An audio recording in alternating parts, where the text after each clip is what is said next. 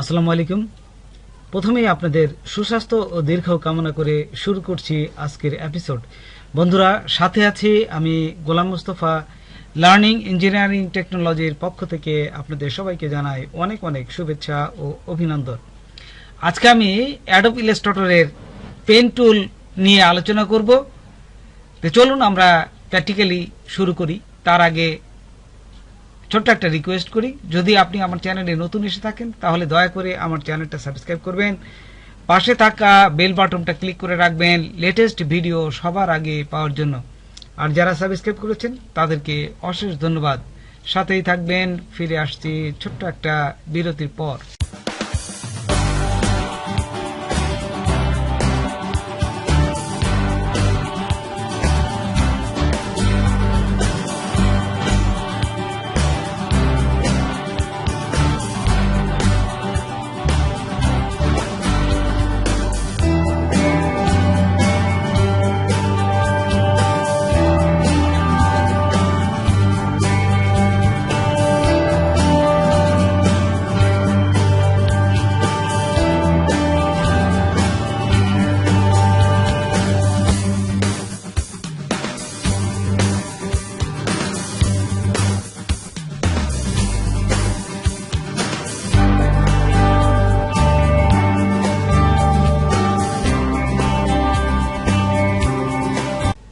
প্রথমে দেখুন, ফাইলে যাবেন, তারপর নিউ, তারপর এখান থেকে একটা সাইজ নেবেন ইচ্ছা মতো নিয়ে এই যে ওকেতে ক্লিক করবেন। ওকেতে ক্লিক করার পর এই যে পেজটা চলে আসবে। ঠিক এখান থেকে আমরা আজকে দেখব যে পেন টুলের ব্যবহার। তো প্রথমে আমি একটা রেক্টেঙ্গুলার টুল নিচ্ছি। এখানে দেখুন, রেক্টেঙ্গুলার টুলটা নেওয়ার পর এখানে একটা কালার দেই। এই যে এখান থেকে আপনারা একটা কালার দিবেন। কালার দেওয়ার সাথে সাথে কালারটা হয়ে গেল।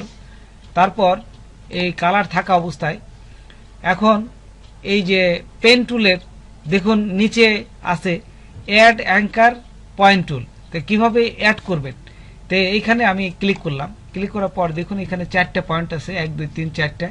আমি আরেকটা অ্যাড করব। এই যে মাঝে একটা অ্যাড দিলাম। অ্যাড দেওয়ার সাথে সাথে এই যে পয়েন্ট কিন্তু চলে আসছে। ঠিক এই অবস্থায় আমি যদি ডাইরেক্ট সিলেকশন টুলটা ক্লিক করি, ক্লিক করে এখানে দেখুন যেদিকে নামাবো ঠিক সেই দিকেই এই যে চলে আসবে, দেখছেন। আবার এটি যদি আগের অবস্থায় নিতে চান তাহলে কন্ট্রোল জেড দিবেন। কন্ট্রোল জেড দিলে আগের অবস্থায় ফিরে যাবে। তাই আমি যদি মনে করি এখানে দুইটে, এই যে পয়েন্টে দুইটে দেবো, তাহলে আবার কন্ট্রোল জেড দিলে আগের অবস্থায়। এখানে দেখুন 4টে পয়েন্টই আছে, আর দেখা যাচ্ছে না। প্রথমেই আবার আমরা অ্যাড করব। এখানে যদি অ্যাড করি তাহলে এই যে অ্যাড অ্যাঙ্কার পয়েন্ট টুলস এখানে দিয়ে এই যে এইখানে একটা নিলাম দেখুন, আর এইখানে আরেকটা নিলাম, দুই পাশে দুইটা নিলাম। তো এখানে কিন্তু আমরা পয়েন্টটা দেখতে পাচ্ছি, যে ধরলেই কিন্তু দেখা যাচ্ছে। ঠিক এই অবস্থায় আমি ডাইরেক্ট সিলেকশন টুলসটা ক্লিক করব। ক্লিক করে আমি যদি এই দুই পয়েন্টটাকে নিচে নামাই, এই দেখুন এখানে নিচে নামানো যাচ্ছে, দেখছেন। এই যে নিচে নামালাম, ঠিক নিচে নামিয়ে চলে আসলো। ঠিক এখান থেকে যদি আমি মনে করি যে আরেকটা পয়েন্ট নিয়ে উপরে উঠাবো, সেটাও কিন্তু সম্ভব। তো দেখুন এখানে আমি আবার চলে যাব অ্যাড অ্যাঙ্কার পয়েন্ট টুল। আমি এই যে এই জায়গাটা নিয়ে এলাম মাঝে। মাঝে নেওয়ার পর এখানে এই যে ডাইরেক্ট সিলেকশন টুল নিয়ে এখান থেকে দেখুন এই যে সুন্দরভাবে আমি এরকমভাবে যে কোনো ডিজাইন আপনারা তৈরি করতে পারেন। তারপরে দেখুন এখানে পেন টুলের নিচেরটা আছে আরেকটা, যে delete anchor point tools. Delete করা, আপনার দেখা গেল যে আপনি এতক্ষণ যা কাজ করছেন অনেক জায়গায় এই পয়েন্টটা ভুল হয়ে গেছে, সেক্ষেত্রে কি করবেন, এটা মুছে দেবেন। তো এইখানে ধরলেই কিন্তু মুছে যাচ্ছে। যে এটি দিলেই দেখেন আগের অবস্থায় চলে আসছে, এটি দিলে আগের অবস্থায় চলে আসছে, দেখছেন। যে এটি দিয়ে এটা যদি আবার মুছে দেন, ঠিক আগের অবস্থায় যেভাবে ছিল, আপনি যেটা যেটা ডিলেট ক্লিক করবেন ওটা আগের অবস্থায় মুছে গেলে আগের অবস্থায় চলে আসবে। আচ্ছা, তারপর এইখানে আরেকটা জিনিস দেখুন, যে এই যে নিচে আছে কনভার্ট অ্যাঙ্কার পয়েন্ট টুল। এটা খুবই চমৎকার একটা টুলস, এটা অনেক কাজে লাগে। দেখুন আমরা যখন ভিজিটিং কার্ড তৈরি করব তখন এটা খুব কাজে লাগে। দেখুন আপনি এইখানে এই পয়েন্টে আমরা একটা অ্যাড পয়েন্টটা নিয়ে নেই। প্রথমে এই যে অ্যাড অ্যাঙ্কার পয়েন্ট, এখানে আগে অ্যাড করে নেবেন। এই যে অ্যাড দিলাম, অ্যাড দেওয়ার পর এইখানে যদি আমরা কনভার্ট করি, এই কনভার্ট করে এই যে অ্যাডের পয়েন্টের জায়গায় কনভার্ট করতেছি, খেয়াল করেন। এই যে আমরা এই দেখুন একটু কার্ভ মতো নিলাম, এটা উপরের দিক নিলাম, এটা নিচের দিক নিলাম, কার্ভ হয়ে গেল। এই যে কার্ভ নিলাম, দেখছেন কার্ভ হয়ে গেল। ঠিক এই কার্ভ অবস্থায় আমরা যদি এই যে সিলেকশন টুল নিয়ে বড় করি, দেখুন এখানে এই সিলেকশন টুল নিয়ে একটু বড় করলাম আর এটাকে ধরে এই যে ঠিক এই মাপে ছোট করে দিলাম। আচ্ছা, দেওয়ার পর এটা একদম নিচে নিয়ে আসলাম, এই দেখুন নিচে নিয়ে আমরা যদি এইভাবে দিয়ে দিই একটা কিন্তু ডিজাইন হয়ে গেল, দেখছেন একটা ডিজাইন হয়ে গেল।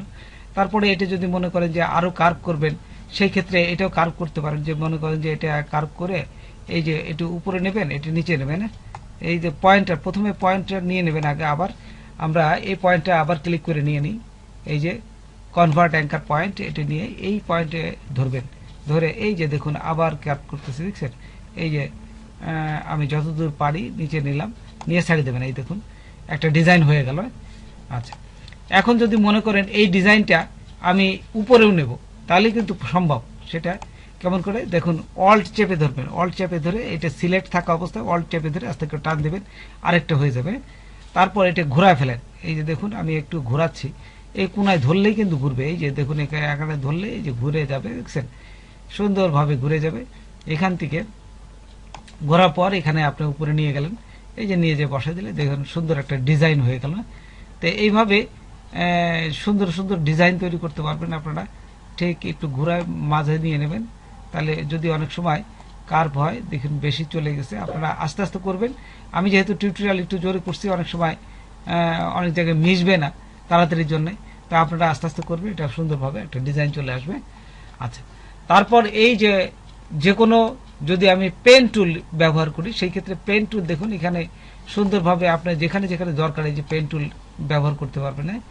আর যদি এইটা যদি এই কালারটা না দিতে চান, সেই ক্ষেত্রে আপনারা এখান থেকে এই কালারটা সিলেক্ট করে ফন্ট কালার সিলেক্ট করে এই যে উঠাই দেবেন, এই ফন্ট কালারটা উঠাই দিলে আপনারা যে কোনো ইচ্ছা মতো অল্ট চেপে ধরবেন আর এখানে কেটে দেবেন। এই যে গোল মতো যদি করতে চান, দেখছেন এই যে বিভিন্ন আপনার শেপ তৈরি করতে পারবেন, এখান থেকে যে শেপটা দরকার ঠিক সেই শেপটা নিতে পারবেন। এখান থেকে এই যে বিভিন্ন শেপ যদি মনে করেন যে এইভাবে শেপ নেবেন, দেখছেন এখানে সুন্দর সুন্দর শেপ নিতে পারবেন। তারপরে অল্ট চেপে ধরে এটা কেটে দেবেন, তারপরে এটার সাথে মিশিয়ে দিলেন।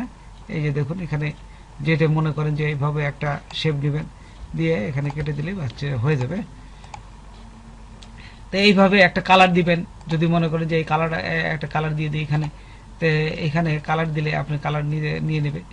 এই যে এখানে অল্প একটু কিন্তু হয় নাই, এই যে অল্প একটু বাদ আছে, এই ভরে দেবেন। ভরার পরে তারপরে এখানে আপনি কালার নেন, হলুদ কালার দিয়ে এখানে ক্লিক করার সাথে সাথে এই যে দেখুন ক্যাপের মতন হয়ে গেছে।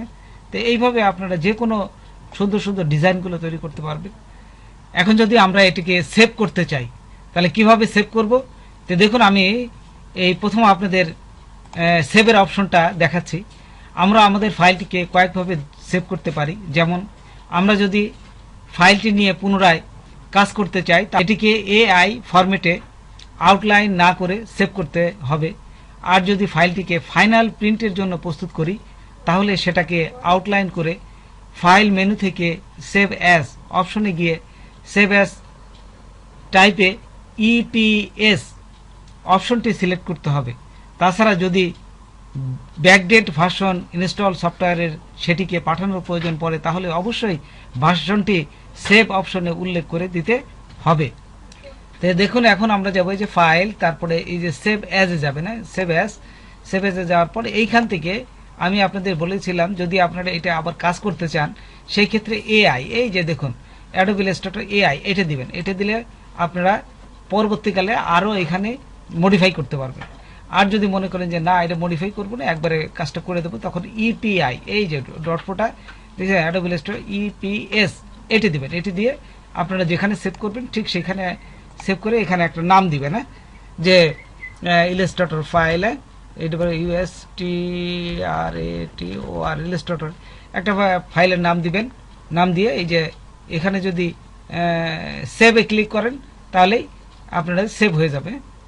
তো বন্ধুরা এইভাবেই যে কোনো ফাইলটা সেভ করতে পারবেন। তো আজকের মতন এখানে বিদায় নিচ্ছি, নতুন কোনো ভিডিও নিয়ে আবার আপনাদের সাথে হাজির হব। আজকের মতো এখানে বিদায় নিচ্ছি, ধন্যবাদ সবাইকে, আল্লাহ হাফেজ।